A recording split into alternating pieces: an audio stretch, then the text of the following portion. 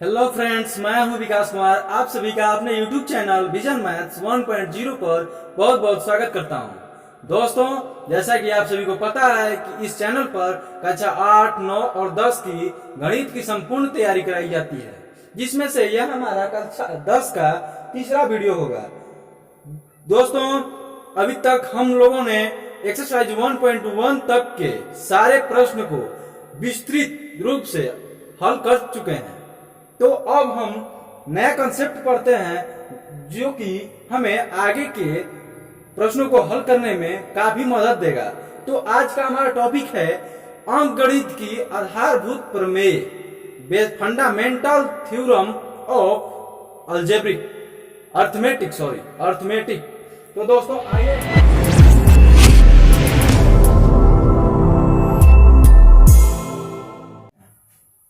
ज्यादा टाइम न लेते हुए अंकगणित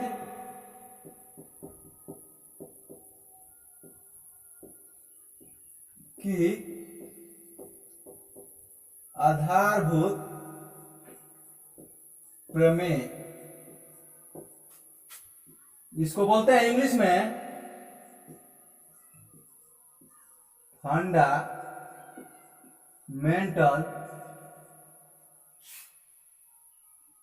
थ्योरम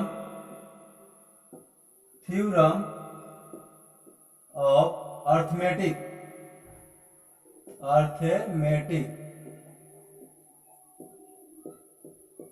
दोस्तों, ये कोई बड़ा प्रमेय नहीं है, इसको हम पहले से जानते हैं, बट हमको नाम नहीं पता था। जैसे प्रमेय क्या कहता है कि किसी भी भाज्य संख्या को अभाज्य संख्याओं के गुणनखंड के रूप में लिखा जा सकता है। यानी कोनो भाज्य संख्या होगा, जैसे मान लीजिए 14 है, तो 14 को आप ऐसे संख्याओं में लिख सकते हैं जिनका कोई भी गुणनखंड, सारे गुणनखंड यानी दो असहभाज्य होंगे। जैसे 2 और 7 क्या है? यह भी अभाज्य है, यह भी अभाज्य है, इन दोनों का कोई सारे गुणनखंड नहीं है। इसको ये चीज तो हम पहले से लिखते आ ही रहे हैं, लेकिन हमको एक नया नाम देखने को मिल गया, अंकगणित के आधारभूत प्रमेय। उसके सिस्टम बेस पर ये आधारित है। ठीक है ना सर? ठीक है ना दोस्तों? आइए इसको हम लिखते हैं, किसी भी भाज्य संख्या को अभाज्य संख्याओं के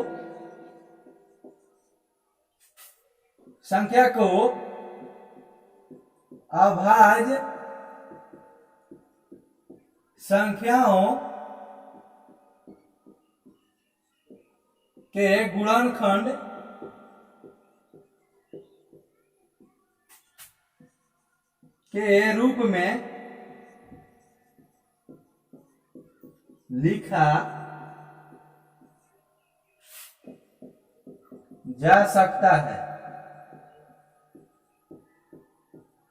जहां यह गुणनखंड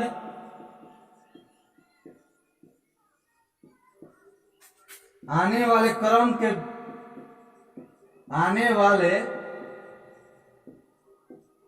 क्रम पर निर्भर नहीं रहता है। एकदम सिंपल लैंग्वेज में लिखवाए हैं, किसी भी भाज्य संख्या को अभाज्य संख्याओं की गुणनखंड के रूप में लिखा जा सकता है, जहां यह गुणनखंड जो आएगा वो किसी भी क्रम को फॉलो नहीं करेगा। यानी हमको लिखना होगा, यदि हम 60 का अभाज्य गुणनखंड निकालते हैं, तो देखिए यहाँ पे 60 का हम यानी 60 का अभाज्य गुणनखंड निकालते हैं, तो 2 से जाएगा 30 बार में, 2 से जाएगा 15 बार में, 3 से फिर कटवाएंगे तो 3 × 5 = 15 हो जाता है। यानी 60 बराबर हम क्या लिख सकते हैं? 2 × 2 × 3 × 5। इसको हम लिखेंगे तो क्या लिखेंगे कि ये क्रम है, यानी 2 2 3 तो 5 है, 2 2 3 5 है। लेकिन हम इसको ऐसे भी लिख दें 2 × 5 × 3 × 2 या 2 × 3 × 2 × 5, तो कोई गलती हमने नहीं की है। इसी को आप इस लैंग्वेज में समझ सकते हैं। ये गुणनखंड है, इसमें कौन किस क्रम में आ रहा है, इसको ये फॉलो नहीं करता है। किसी का भी वैल्यू सेम ही होगा और कोई गलत नहीं होगा। इसी बात को हमें यहाँ पे लैंग्वेज में लिखे हैं। तो आप लोगों को आशा करता हूँ समझ में आ चुका होगा। आइए दोस्तों, इस थ्योरम का प्रयोग हम कहाँ करते हैं, अभाज्य गुणनखंड विधि से यदि हमको एचसीएफ और एलसीएम निकालना होगा, इस थ्योरम को वहां पे फॉलो किया जाता है। जैसे इसमें कंसेप्ट है कि अभाज्य गुणनखंड विधि से, अभाज्य गुणनखंड विधि से HCF और LCM ज्ञात करें। दोस्तों इसके बारे में हम कक्षा 9 में भी विस्तृत रूप से पढ़ चुके हैं, लेकिन यहाँ पे हमारा एक चैप्टर ही है जो हमारा एक्सरसाइज 1.2 है, वो पूर्णतः इस पे आधारित है। तो इसको हम विस्तार से समझेंगे कि आखिर कैसे हम निकाल सकते हैं, बेसिक से एकदम समझेंगे और टॉप लेवल पर जाएंगे। तो आइए हम एक एग्जांपल लेकर चलते हैं। जैसे कि हमारा एग्जांपल मान लीजिए HCF और LCM निकालना है, तो जैसे मान लीजिए हमारा एग्जांपल 12 और 80 है, इन दोनों का हमको LCM निकालना होगा और HCF निकालना है। तो इसको हम कैसे निकालेंगे, तो सबसे पहले दोस्तों 12 का हम अलग से अभाज्य गुणनखंड करते हैं और 80 का अलग से अभाज्य गुणनखंड करते हैं। तो 12 का अभाज्य गुणनखंड अगर करेंगे हम, तो 2 6 12, 2 से कटाएंगे तो 2 3 6 और 3 से फिर जाएगा तो 1 आएगा, यानी 12 इक्वल टू हम कितना लिख सकते हैं, 2 गुने 2 गुने 3। 80 को हम करते हैं, तो 80 को आप कीजिएगा तो पहले 2 से कटाइएगा, तो 2 से जाएगा 40 बार में, फिर 2 से गया तो 20 बार में, फिर 2 से गया तो आपका 10 बार में, फिर 2 से गया तो आपका 5 बार में, यानी हम 5 बार में फिर ले जाएं तो हमारा यहाँ पे क्या बचेगा, 1 बार में। यानी हम 80 को क्या लिख सकते हैं, 80 को हम लिख सकते हैं 2 गुने 2 गुने 2 गुने 2 गुने 5, 2 दूनी के 4, 4 दूनी 8, 8 दूनी 16, 16 5 80। तो आप ऐसे लिख सकते हैं। और हमको क्या करना है कि HCF ज्ञात करना है और LCM ज्ञात करना है।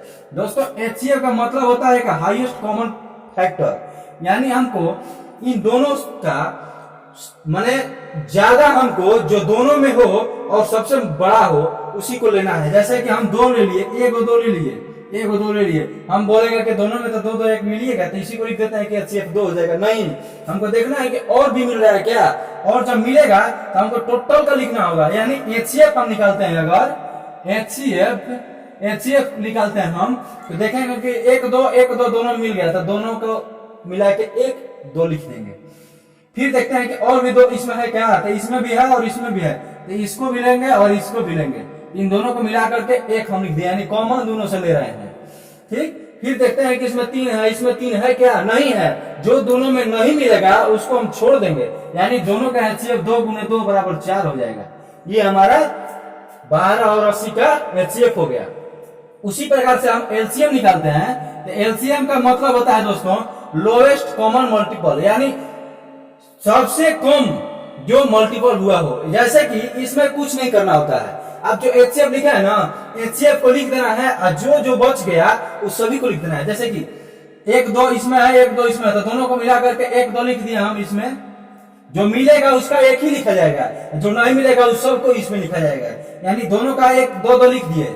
फिर गुना में देख लिखते हैं हम क्या, फिर देखते हैं कि 1 1 2 मिल रहा है, तो फिर 1 2 लिखते हैं। फिर देखते हैं कि इसमें 3 है, इसमें नहीं है, फिर भी इसको इसमें लिखेंगे, यानी 3 से गुना करेंगे। फिर आगे बढ़ते हैं, आगे के बाद में देखते हैं कि इसमें भी 2 को 2 बच गया है, इस दोनों को लिखेंगे हम। फिर देखते हैं कि इसमें 5 भी एक बच रहा है, तो इसमें एक 5 भी लिखेंगे, यानी टोटल अंक आ गया इसमें। देखिए तो इसमें दोनों HCF आया है ना, तो दोनों HCF आ गया, और उसके बाद में जितना भी बच गया 3 2 2 5 उन सभी को लिख दीजिए, LCM हो जाता है। आप इसको गुना करेंगे तो पाएंगे 2 दूनी के 4, 4 3 12, 12 दूनी 24, 24 दूनी 48, 48 तक तो आप सिंपल ही चले गए। और अब 5 से गुना करना है, तो 5 से गुना कीजिएगा तो 5 8 40, फिर 0 हाथ में 4, 5 चौका 20, 20 से 4 24, 240 हो जाएगा। कोई पूछेगा कि बाबू 12 और 80 का LCM बताओ, तो आप बताएंगे कि 240 सर, तो बोलेगा बहुत अच्छा। तो दोस्तों आशा करता हूँ इतना तक समझ में आ गया होगा। बस इसी मेथड पे उनको कोई भी दे दे, 2 अंक दे दे, 3 अंक दे दे, HCF और LCM निकाल सकते हैं। जैसे कि हम आपको कोई बोल देगा कि 3 अंक का LCM निकालो या HCF निकालो, जैसे आपको दे देगा कोई 12, 32 और 16, इन तीनों का HCF और LCM निकालना होगा। तो इस मेथड से कैसे निकाल सकते हैं इसके बारे में आइए बात करते हैं। जैसे हम 12 का पहले गुणनखंड निकालेंगे, 2 छक्का 12, 2 तिहाई 6, 3 से करेंगे तो 1, यानी 12 बराबर हम क्या लिख सकते हैं दोस्तों, 2 गुने 2 गुने 3। ठीक, अब इसी प्रकार से हम 32 लिखते हैं, तो 32 का काटेंगे तो 2 से 16 बार में जाएगा, 2 से फिर 8 बार में जाएगा, फिर 2 से 4 बार में जाएगा, फिर 2 से 2 बार में जाएगा, फिर 2 से 1 बार में जाएगा। यानी 32 के बराबर हम क्या लिख सकते हैं, 2 गुने 2 गुने 2 गुने 2 गुने 2। फिर हम 16 का निकालते हैं, तो 16 को आप अभाज्य गुणनखंड निकालिएगा तो 2 8 बार में जाएगा, फिर 2 4 बार में जाएगा, फिर 2 से 2 बार में जाएगा, फिर 2 से 1 बार में जाएगा। यानी 16 को हम लिखेंगे 2 गुने 2 गुने 2 गुने 2। दोस्तों तीन संख्याओं में एक हमको क्या देखना है कि जो कॉमन मिलेगा उसके बदले में 1 लिखते हैं। जैसा कि तीनों में मिला तो तीनों के बदले 1 लिखेंगे, लेकिन यदि हम 2 में भी कॉमन मिल रहा है तो उसके बदले में भी 1 ही लिखेंगे, क्योंकि हमको कॉमन लेना है, 2 में मिले या 3 में मिले। देखिए दोस्तों यहाँ पे देखते हैं, जैसे हम HCF ले लिए पहले, तो HCF के लिए तो तीनों में कॉमन होना जरूरी है। तो तीनों में देखना है कि हमारा 1 2 इसमें है, 1 2 इसमें है, 1 2 इसमें है, 1 2 यहाँ पे लिख दिए। उसके बाद फिर देखते हैं कि 2 इसमें भी है, 2 इसमें भी है, 2 इसमें भी है, यानी इस 2 का भी काम हो गया, इस 2 का भी काम हो गया, इस 2 का भी काम हो गया, यानी 1 2 और लिख दिए। अब देखिए तो दोस्तों तीनों में मिल रहा है कोई भी चीज, इसमें 3 है, इसमें खाली 2 है, इसमें खाली 2 है, यानी 3 2 2, तीनों कॉमन नहीं है, तो अब कुछ नहीं बचा है, तो कुछ नहीं लिखेंगे तो 2 2 के 4, हमारा इन दोनों तीनों का HCF 4 हो गया। अब LCM निकालते हैं, तो LCM के लिए हमको यही ध्यान देना है कि जो तीनों मिलेगा वो इसको भी 1 ही लिखेंगे, जो किसी भी 2 में मिलेगा उसको भी 1 ही लिखेंगे। तो हम देखते हैं इसमें 2 है, इसमें 2 है, इसमें 2 है, तो 1 2 लिख दिए। फिर देखते हैं कि इसमें भी 2 है, इसमें भी 2 है, इसमें भी 2 है, तो 1 2 इसमें भी लिख दिए। इसमें देखना है कि 1 3 है, इसमें नहीं है, इसमें नहीं है, तो 1 3 लिख देंगे। ठीक, अब इसमें देखते हैं दोस्तों कि इसमें 3 को 2 है, इसमें 2 को 2 है, तो 2 को 2 है, इसमें भी 2 को 2 मिलेगा ना, इन दोनों का भी काम कॉमन मिल रहा है, तो इन दोनों के जगह पर भी हम 1 ही लिखेंगे, यानी 2 गुने 2, 2 गुने 2 इसमें भी है, 2 गुने 2 इसमें भी है, और इसमें क्या बच गया, एक और बच गया, तो इसको भी बच गया तो लिख देंगे। अब इसका देखिए तो गुना करते हैं तो कितना आएगा, 2 दूनी के 4, 4 3 12, 12 दूनी 24, 24 दूनी 48, 48 दूनी के 96। दोस्तों 12 32 16 का LCM कितना आ गया, 96, जो कि होता है। तो हम दोस्तों आइए चेक कर लेते हैं कि कैसे होता है।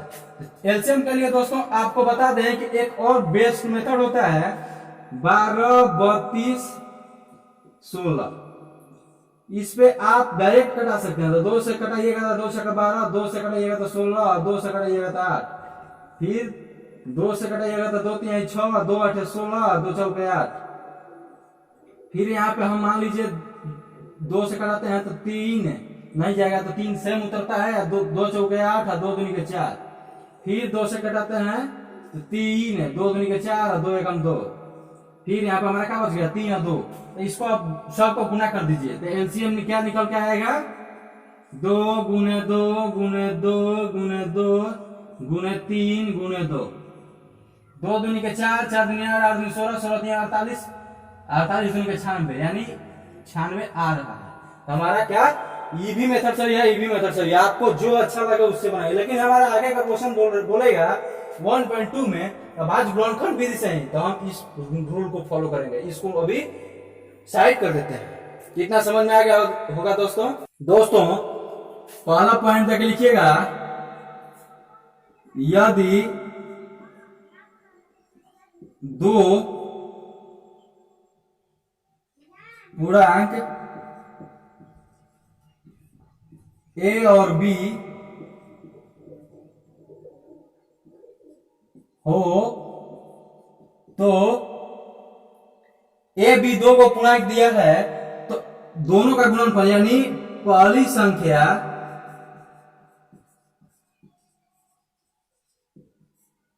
को अगर दूसरी संख्या से गुना करते हैं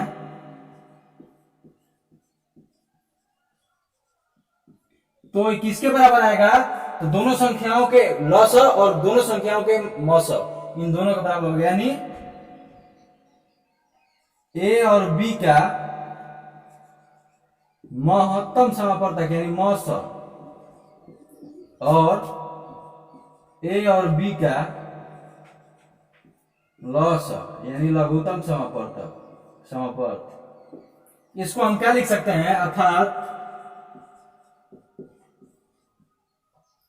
ए गुने बी बराबर HCF ऑफ ए बी, ऐसे भी लिख सकते हैं, गुने LCM ऑफ ए बी। इस पे बहुत सारे ऊपर तक मैथ्स बनाए जाते हैं, तो इसको हमेशा के लिए याद रखिएगा। लेकिन दोस्तों कोई बोलेगा कि 2 के लिए है, आप 3 के लिए भी बताएं, तो 3 के लिए, 3 संख्याओं के लिए ये रूल फॉलो नहीं होता है। ये लिख लीजिएगा नोट में, 3 संख्याओं के लिए